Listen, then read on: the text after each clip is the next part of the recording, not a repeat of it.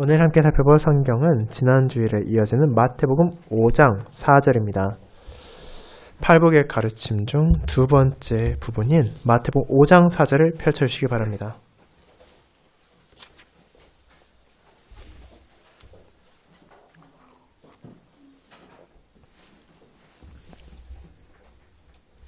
마태복음 5장 4절 하나님의 말씀 낭독하겠습니다. 애통하는 자는 복이 있나니 그들이 위로를 받을 것임이요. 아멘. 설교회는 찬송 15장 1, 2, 3절을 이어서 부르도록 하겠습니다. 사랑하는 주 예수 그리스도 안에 있는 형제 자매님들, 우리가 이 땅에 살아가는 동안 다양한 감정들을 다양한 방식으로 표현하는 사람들을 만나게 됩니다. 기쁨을 감추지 못하고 길거리에서 환호성을 외치며 뛰어다니는 사람들이 있습니다. 반면에 슬픔을 숨기지 못하고 자리에 주저앉아 눈물을 흘리는 사람을 볼 때도 있습니다. 분노를 참지 못하고 씩씩거리고 걸어다니는 사람들도 있으며 넘치는 즐거움을 함께 나누고자 하는 사람들도 있습니다. 그 모든 감정들은 우리에게 자연스러운 것이지만 동시에 그와 같은 감정들을 우리가 모두 달갑게 여기는 것은 아닙니다. 우리는 가능하면 기뻐하고 즐거워하는 사람과 만나기를 원하며 나 역시도 그렇게 되기를 바랍니다. 눈물을 흘리며 애통해하는 사람은 그럴 만한 안타까운 일이 있기에 그토록 슬퍼하는 것이고, 가능하면 그런 일이 나나 내 주변에선 일어나지 않기를 우리는 바라고 있습니다. 이제 그와 같은 관점에서 본다면 오늘 마태복음 5장 4절은 사실 우리가 받아들이기 쉽지 않을 것입니다. 애통하는 사람을 과연 우리가 복되다고 말할 수 있습니까? 이 세상에 그런 사람을 바라보면 복되다고 말합니까? 우리가 생각하기 쉬운 복된 사람은 그런 사람이 아닙니다. 우리가 생각하기로는 기뻐하고 즐거워하는 사람이야말로 복된 사람이지 않느냐라는 생각이 우리 머릿속에 있는 것입니다. 하지만 우리는 오늘 그런 생각을 부정하는 진리의 말씀을 바라보게 될 것입니다. 다름 아닌 사람도 아니고 세상도 아니고 하나님께서 애통하는 자가 복이 있다고 말씀하시기 때문입니다. 저는 오늘 심령이 가난한 자에 이어 두 번째로 나오는 팔복의 가르침인 애통하는 자와 그에 대한 약속을 하나님의 위로를 받을 애통하는 자라는 제목으로 설교하고자 합니다. 그리고 이 설교를 통해 애통하는 자가 과연 무엇으로 인해 슬퍼하고 어떤 것을 깨달은지 통곡하는지에 대해 알아본 후, 그러니까 어째서 복이 있다고 말씀하시는지, 예수님께서 말씀하시는 위로가 대체 무엇이기에 우리가 세상과 다르게 애통하는 자가 복이 있다고 말할 수 있는지를 고백할 것입니다. 그리고 이와 같은 주님의 가르침을 바르게 고백함으로 이 땅의 관점으로는 도무지 이해할 수 없는 참된 복의 의미를 다시 한번 되새기고, 우리 모두가 세상의 일시적인 쾌락과 즐거움에 탐닉하며 그런 즐거움을 목표로 살아가는 것이 아니라 주님의 진리 안에서 비록 죄와 비참으로 애통해하지만 그런 우리를 위로하는 주님의 복음으로 말미암아 참된 기쁨을 나눌 수 있기를 소망합니다. 저는 이를 첫 번째, 애통하는 자는 어떤 사람입니까? 두 번째, 그들이 받을 위로는 무엇입니까? 라는 대지로 나누어 보려 합니다. 먼저 첫 번째, 애통하는 자는 어떤 사람입니까에 대해 알아보겠습니다.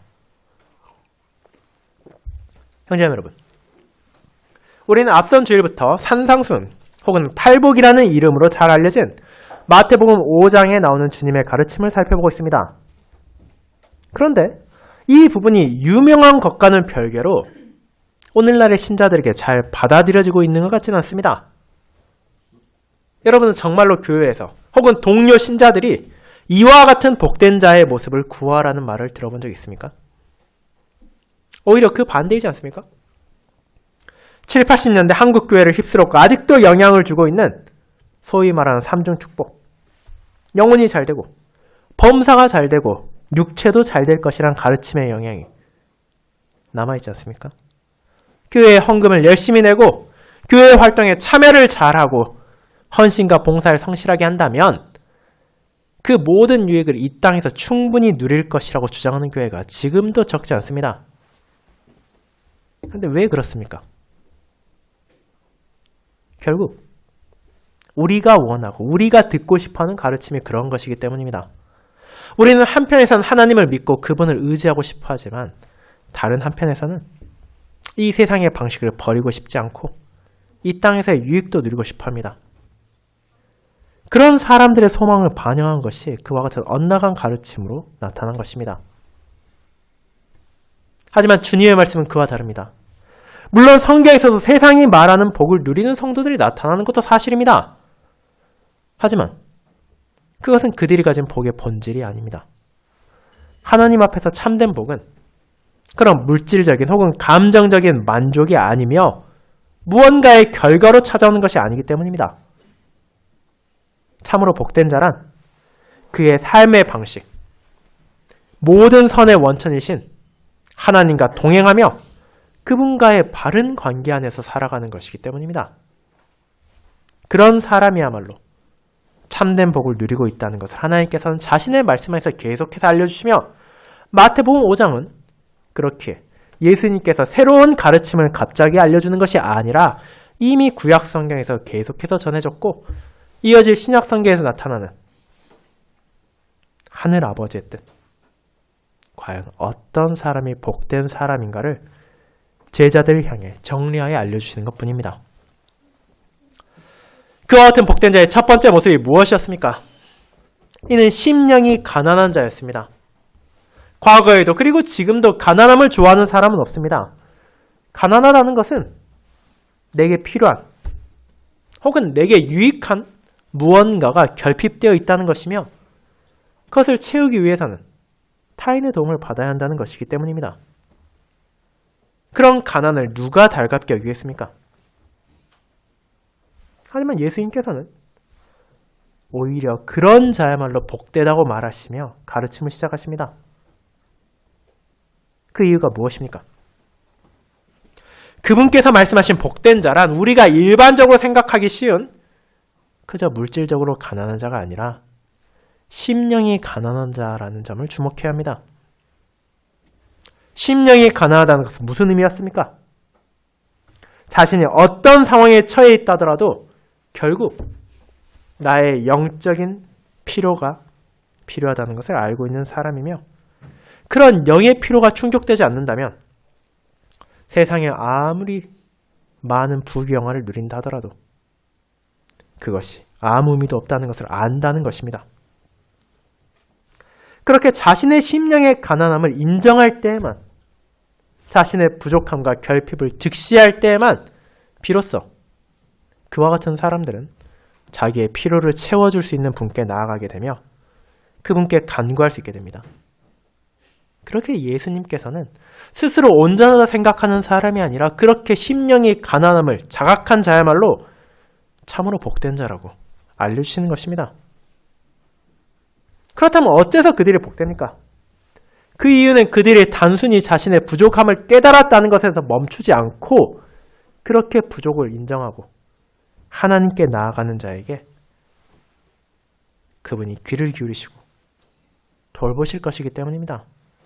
하나님께서는 그처럼 모든 교만을 내려놓고 그분께 나아오는 구약의 성도들을 지키셨으며 신약의 신자들을 건지셨습니다. 그렇게 우리는 시편 34편을 다윗과 함께 부르며 심령이 가난한 자를 향한 주님의 은혜를 고백할 수 있었고 그런 삶을 살아가는 자야말로 이미 천국을 소유한 자라는 것을 그 나라의 백성으로서 영원한 영광의 삶을 이 땅에서도 미리 맛보며 증거하고 있다는 것을 알게 된 것입니다. 그렇게 그런 사람이 복된 사람이 아니라면 대체 누가 복되다고 할 수 있겠습니까? 영광스러운 하늘나라의 시민권을 가지고 있으며 그 나라로 돌아갈 것이 약속된 사람이 그 무엇을 부러워할 수 있겠습니까? 그렇게 예수님께서는 심령이 가난한 자야말로 복된 자라고 알려주십니다.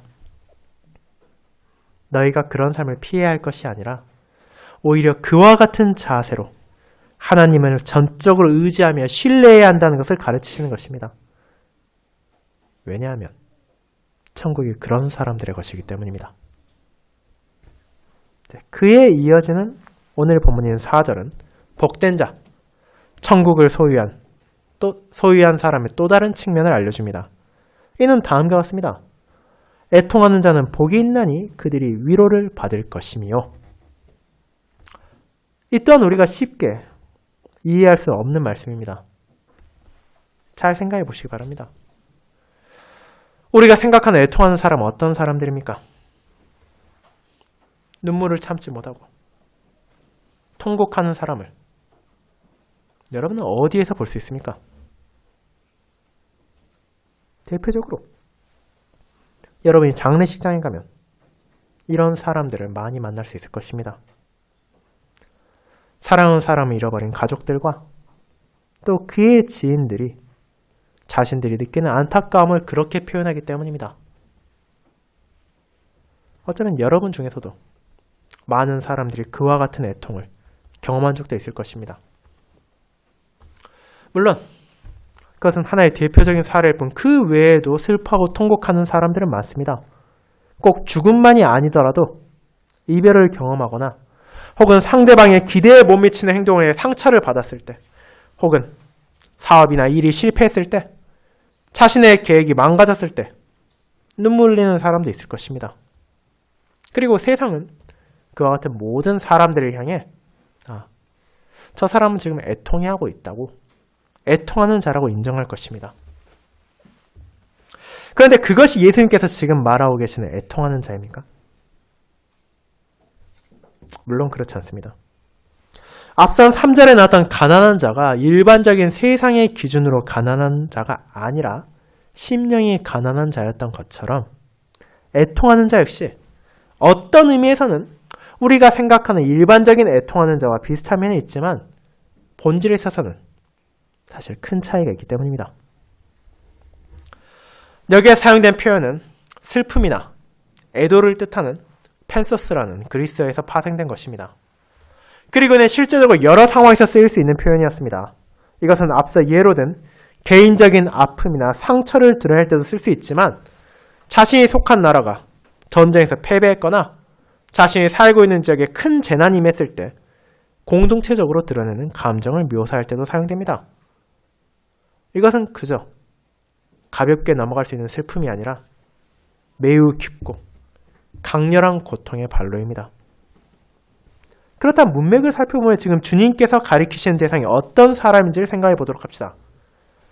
주님께서는 어떤 공통점도 없는 사람들을 무작위로 불러 모아 가르치고 계신 것이 아닙니다.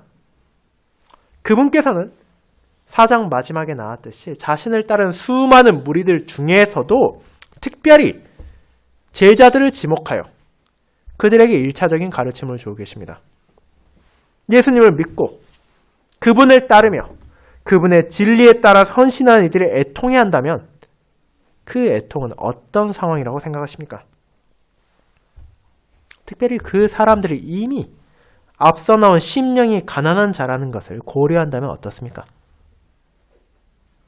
물론 그들 역시 사람이기에 다른 많은 이들이 그런 것처럼 세상의 슬픔을 느낄 때도 있을 것이며 눈물을 흘릴 때도 있을 것입니다.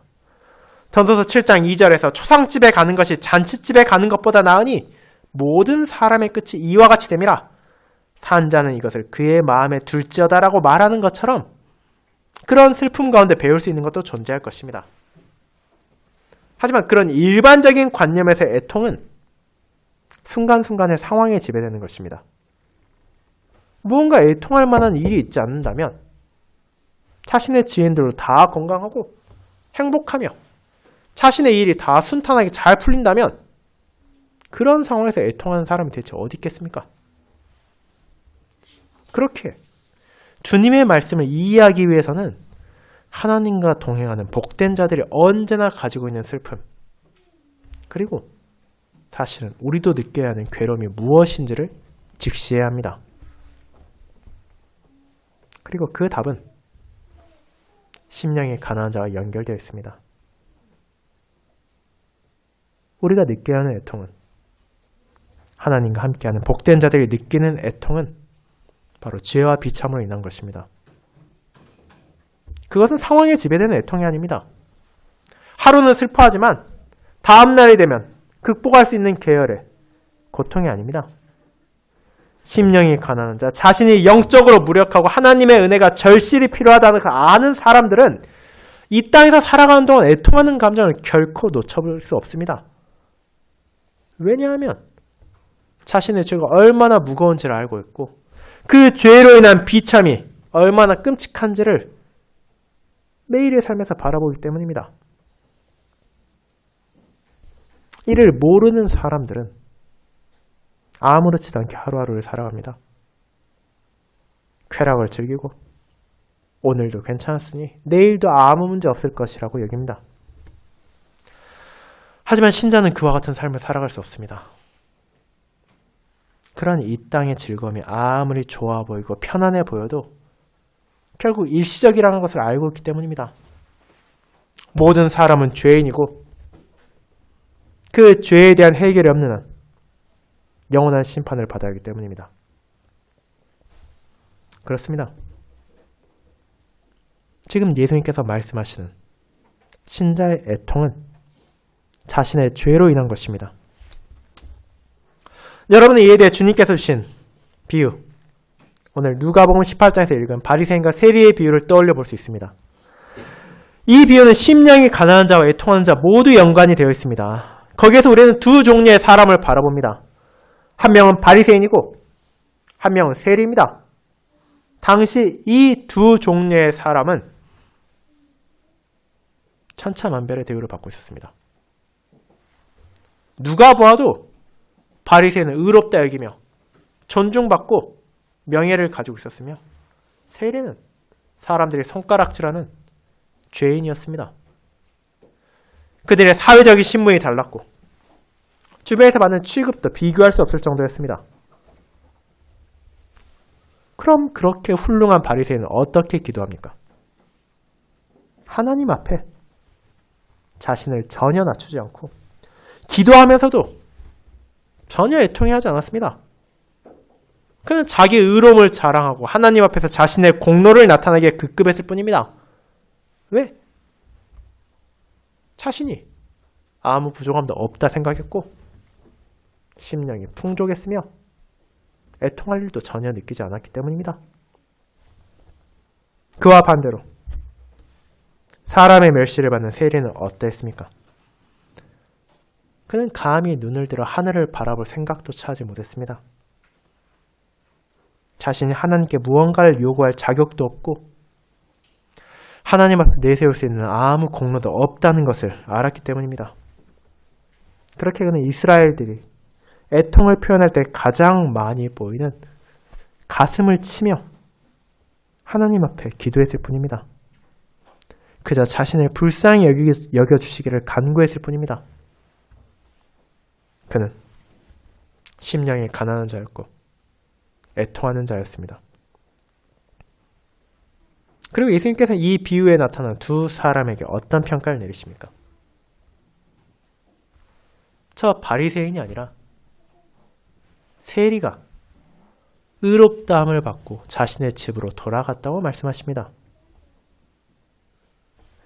그 이유는 하나님 앞에 살아가는 신자로서 자신이 무엇에 슬퍼해야 되는지를 바르게 알고 있는 자는 그토록 엄격하게 계율을 지키던 바리새인이 아니라 세리였기 때문입니다. 하나님 앞에서 그가 그분과 동행하는 자였고 그렇게 그가 복된 사람이었습니다. 그렇게 우리는 죄로 인해 애통하는 자야말로 진실로 복된 자라는 사실을 깨닫게 됩니다. 그렇다면 어째서 죄가 그렇게 우리를 슬프게 하고 괴롭게 만드는 것입니까? 어째서 이런 죄에 대한 자각이 우리로 하여금 심령이 가난하게 만들며 애통을 멈출 수 없게 합니까? 그것은 죄가 그토록 심각한 것이기 때문입니다.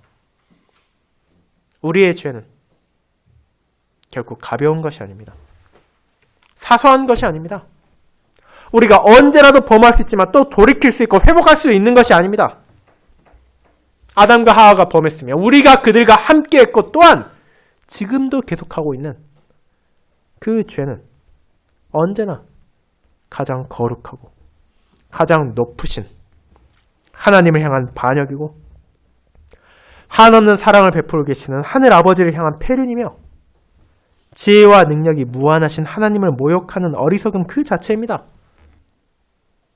그리고 그 죄로 인해 온 세상에 비참이 찾아왔습니다. 그 죄로 인해 하나님께서 우리에게 주셨던 그 아름다운 선물들이 부패했습니다.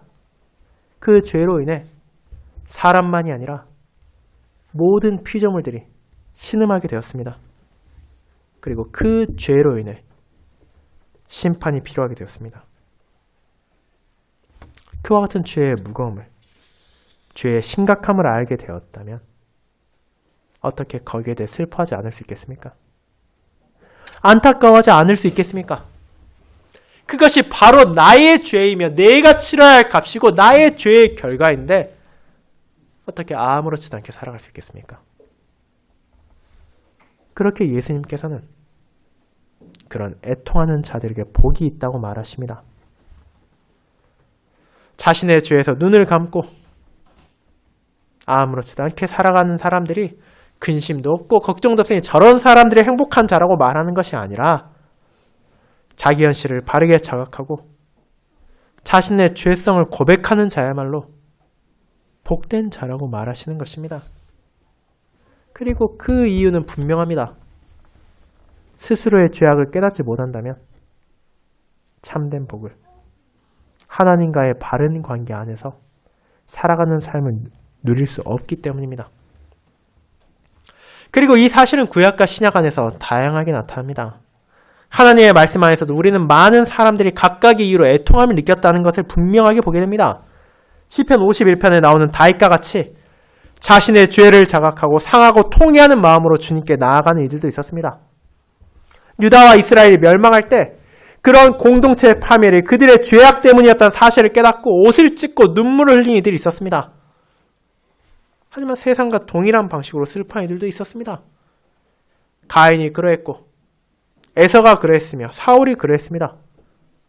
자신의 죄를, 자신의 어리석음을 돌이키지 않고 그저 현실이 안타까워하고 애통하는 사람들도 적지 않았습니다. 그렇다면 그와 같은 두 부류의 사람 가운데 누가 참으로 복된 자입니까? 하나님께서 그런 사람들 가운데 어떤 이들을 돌보시고 어떤 이들을 건지셨습니까? 우리는 그 답을 알고 있습니다.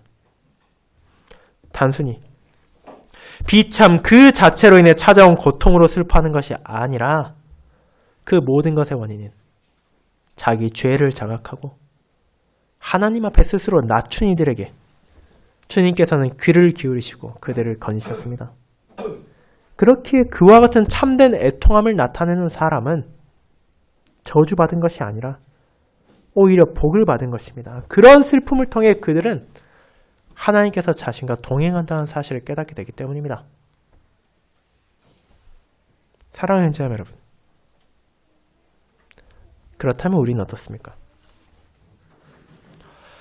우리는 과연 이 본문에서 나오는 것처럼 애통하는 복된 자가 되고 싶어 합니까? 그렇지 않을 수도 있습니다.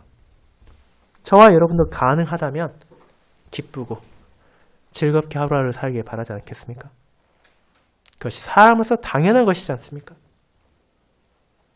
그러나 하나님께서는 우리가 애통해야 할 필요가 있다는 것을 알려주십니다. 그리고 동시에 무엇에 애통해야 하는지도 알려주십니다. 오늘날의 사람이라고 해서 애통해하지 않는 것은 분명 아닙니다. 하지만 그런 슬픔의 원인이 어디에 있는지는 진지하게 생각해 보아야 할 필요가 있습니다. 대부분의 사람들이 과연 자신의 죄로 인해 슬퍼하고 있습니까? 그들이 무엇으로 인해 눈물을 흘리며 곡을 합니까? 안타깝게도 그것이 자신의 죄가 되는 일은 극히 드문 것처럼 보입니다. 최근까지도 우리나라의 수많은 사람들이 각 지역의 광장에 애통해하는 모습을 보였지만 그것은 죄로 인한 것이 아니라 결국 각자의 정치적인 이득에 따른 것이었습니다. 그리고 한 달 정도가 지나면 대통령 선거가 끝나고 또 그 결과에 따라 그 저녁 수많은 사람들이 눈물을 흘리고 애통해할 것입니다. 하지만 정말로 그런 열정과 그런 마음으로 죄에 대해 슬퍼하는 사람들이 얼마나 있습니까? 여러분은 그런 사람을 정말로 보신 적이 있습니까? 아마도 극히 드물 것입니다.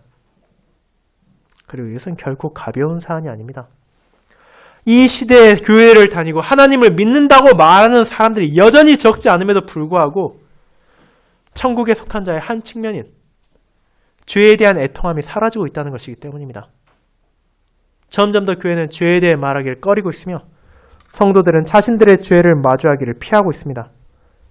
그 결과 자연스럽게 죄로 인해 슬퍼하는 사람도 줄어만 가고 있습니다. 죄의 본질을 자학하는 신자조차 드물어가고 있습니다. 그렇게 자신의 죄를 인식하지 않는다면 일시적으로 위안을 얻고 마음의 가책을 덜 수 있을지언정 참된 애통을 느낄 수 없게 되며 결국 이것은 하나님의 복으로부터 자신을 멀리하게 되는 결과를 가져옵니다. 그렇게 우리는 죄를 마주해야 합니다. 그 죄의 무거움과 그 죄로 인한 비참을 인정해야 합니다. 그리고 다른 것 때문이 아니라 이로 인해 슬퍼하고 애통해야 합니다. 매번 성찬을 기념할 때마다 고백하는 것처럼 자신의 죄와 저주로 인해 자신을 미워하며 하나님 앞에서 자신을 기꺼이 낮추는 애통하는 자가 되어야 한다는 것입니다. 그리고 그렇게 할 때 우리는 물질이 주고 세상이 주는 일시적인 위로가 아니라 자신의 백성을 향해 베푸시는 하나님의 영원한 위로를 경험하게 되고 그 위로 안에서 참으로 애통하는 자만이 누릴 수 있는 참되고 영원한 기쁨을 함께하게 될 것입니다. 그것이 두 번째, 그들이 받을 위로는 무엇입니까?로 연결됩니다. 성도 여러분, 그렇게 우리는 자신의 죄로 인해 애통하는 사람이 복된 사람이라는 것을 알게 되었습니다. 그렇다면 주님께서는 그런 이들이 어떤 의미에서 복되다고 말하시는 것입니까? 천국이 그들의 것이기에 심령이 가난한 자가 복이 있다면 애통하는 자는 어떤 약속을 받게 되었습니까? 이제 우리는 4절의 후반부에서 그 내용을 살펴보게 됩니다. 애통하는 자는 복이 있나니 그들이 위로를 받을 것이며 라고 주님께서는 말씀하십니다.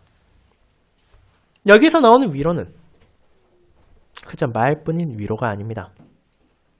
물론 어려움 가운데 슬퍼하는 사람을 향한 따뜻한 말도 위안을 줄 수 있는 것은 사실이지만 주님께서 약속하시는 그런 순간적인 말이 아니라 정말로 그 사람들이 애통을 떨쳐내고 기쁨으로 나아갈 수 있도록 붙잡아 주시는 말이기 때문입니다. 이 위로를 표현하는 단어는 파라칼로라는 그리스어입니다.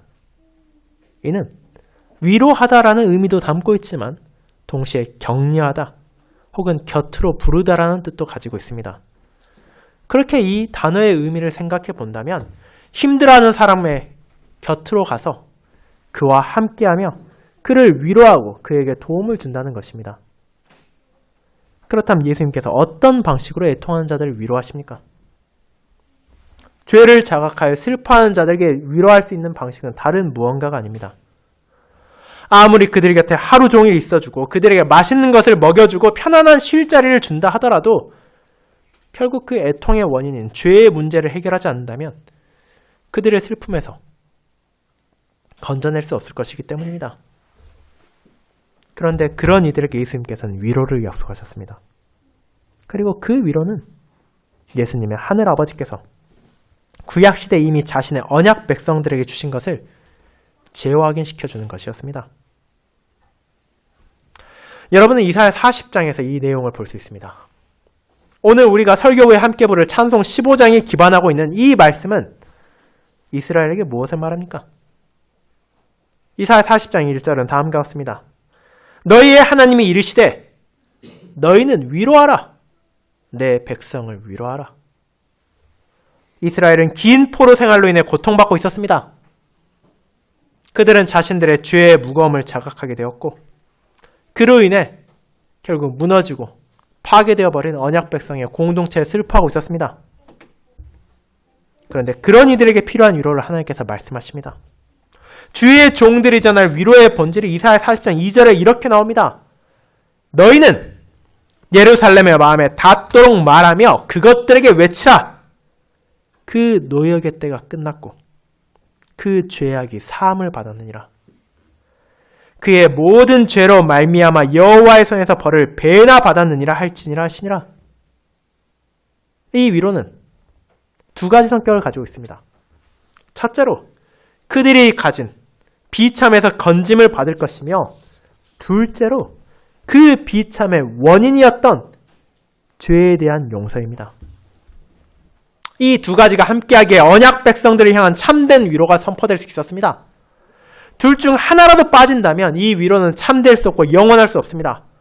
아무리 지금 직면한 환란에서 건진받는다 하더라도 죄의 문제가 해결되지 않는다면 그들은 또다시 비참을 경험하게 될 것이고, 아무리 죄 용서를 받는다 하더라도 그들을 사로잡은 죄의 결과에서 풀림받지 못한다면 그들은 여전히 고통 가운데 신음할 것이기 때문입니다. 그러나 하나님께서는 그분의 은혜로 이를 해결하실 것을 약속하셨기에 주의 종들은 이 위로를 선포할 수 있었습니다. 그와 같이 구약 백성에게 약속된 위로가 어떤 방식으로 이루어졌습니까? 예수님께서 애통하는 자에게 복이 있을 것이라 말하시고 그들에게 위로가 주어질 것을 말씀하신 것은 말뿐인 공수표가 아니었습니다. 바로 그분 자신께서 그들을 위한 위로를 제공하실 것이며 그 위로의 본질을 깨닫게 하실 것이기에 가능했습니다. 제자들의 죄는, 성도들의 죄는 분명 무겁고 심각합니다. 그 죄에 대한 대가는 어떤 피조물도 대신하여 치를 수 없을 정도로 두렵고, 그에 대한 대가 없이는 하나님의 공의로운 심판을 누구도 피할 수 없습니다. 그와 같은 진실을 깨달은 자가 애통하지 않을 수 없습니다. 하지만 예수님께서는 그들의 눈물을 닦아주셨습니다. 바로 그분 자신이 그런 죄에서 그 백성을 건지기 위해 하늘 아버지께서 약속하신 그리스도라는 것을 깨닫게 하셨기 때문입니다. 이 가르침을 받은 제자들은 얼마 지나지 않아 스승의 죽음을 마주하게 됩니다. 그들은 그 상황에서 눈물을 흘리고 다시 슬퍼할 수밖에 없었습니다. 자신들의 소망이 깨어진 것처럼 느꼈기 때문입니다. 하지만 예수님께서는 부활하셨고 그 부활을 통해 하나님의 약속이 이루어졌다는 것을 알려주셨습니다. 그분께서 자기 생명을 바치심으로 죄에 대한 값을 치르시고 그들을 죄와 사망의 노예에서 풀어주셨기 때문입니다. 그 놀라운 복음의 진리가 애통하는 자들에게 위로로 주어졌습니다. 그뿐 아니라 그들에게 주어진 죄의 용서의 은혜를 넘어 그리스도 안에서 그들이 천국의 백성이 되었음을 요한계시록 21장이 전하는 것처럼 하나님께서 그들과 함께 하시며 그들의 모든 눈물을 닦아주시고 이제 다시는 애통하지 않게 하실 날이 약속되었다는 것을 선언하셨습니다. 그 진리를 깨달은 자들은 어떻게 됩니까? 자신의 죄와 비참으로 인해 애통하지만 동시에 그런 슬픔을 깨달은 자만이 누릴 수 있는 참된 위로를 가지게 됩니다. 우리가 느낄 수 있고 우리가 경험하고 우리가 고백할 수 있는 어떤 애통이라 하더라도 결코 뛰어넘을 수 없는 영원하고 진실된 기쁨이 그들에게 함께하게 되는 것입니다. 그리고 이 위로를 자신의 백성들이 확신할 수 있도록 예수님께서는 또 하나의 사역을 하셨습니다. 그것은 바로 자신의 영을 그들에게 보내주신 것입니다. 요한복음 14장에서 우리는 제자들을 향한 주님의 말씀을 보게 됩니다. 내가 아버지께 구하겠으니 그가 또 다른 보혜사를 너에게 주사 영원토록 너희와 함께 있게 하리니 그는 진리의 영이라. 세상은 등의 그를 보지도 못하고 알지도 못함이라. 그러나 너희는 그를 아나니 그는 너희와 함께 거하시며 또 너희 속에 계시겠음이라. 요한복음 14장 16절 17절입니다. 우리는 이 말씀이 성령 하나님에 대한 약속이라는 것을 알고 있습니다. 그런데 오늘 본문과 관련해 주목해야 할 표현이 하나 있습니다. 그것은 바로 보혜사라는 단어입니다. 이 단어는 그리스어로 파라클레토스이며 마태복음 5장 4절 우리가 읽은 본문에 나온 위로와 동일한 단어에서 파생된 것으로 대언자라는 뜻도 가지고 있지만 위로자라는 의미도 포함하고 있습니다. 예수님, 그분께서 우리를 위한 위로이실 뿐 아니라 그분께서 이 땅에서 떠나 하늘 아버지 곁으로 가신 후에도 애통하는 자와 함께 하시며 그들을 위로하실 또 다른 보혜사를 약속하신 것입니다. 그렇게 자신의 죄를 깨닫고 하나님 앞에서 겸손히 애통하는 자는 그들 안에 거하시는 위로자, 성령 하나님의 역사하심을 깨닫게 됩니다. 그분께서 애통하는 자에게 주어진 위로의 본질을 알게 하십니다. 그들의 죄가 용서받았다는 것을, 그들이 비참해서 건진받을 것이라는 사실을, 그들에게 약속된 영원한 영광이 있다는 것을, 무엇보다 그 길을 나아가는 모든 시간 동안 바로 그들 곁에서 언제나 함께 하시며 위로를 주는 분이 계시다는 것을 선언하십니다. 그분께서는 우리 안에 믿음을 심으시고 그 믿음을 자라나게 하심으로 이 사역을 행하십니다. 그렇게 죄와 비참으로 인해 하나님 앞에서 애통하는 자는 진실로 복이 있습니다. 죄를 외면하는 사람은 결코 깨달을 수 없고 믿을 수도 없는 하나님의 복을 약속받고 알게 되었기 때문입니다.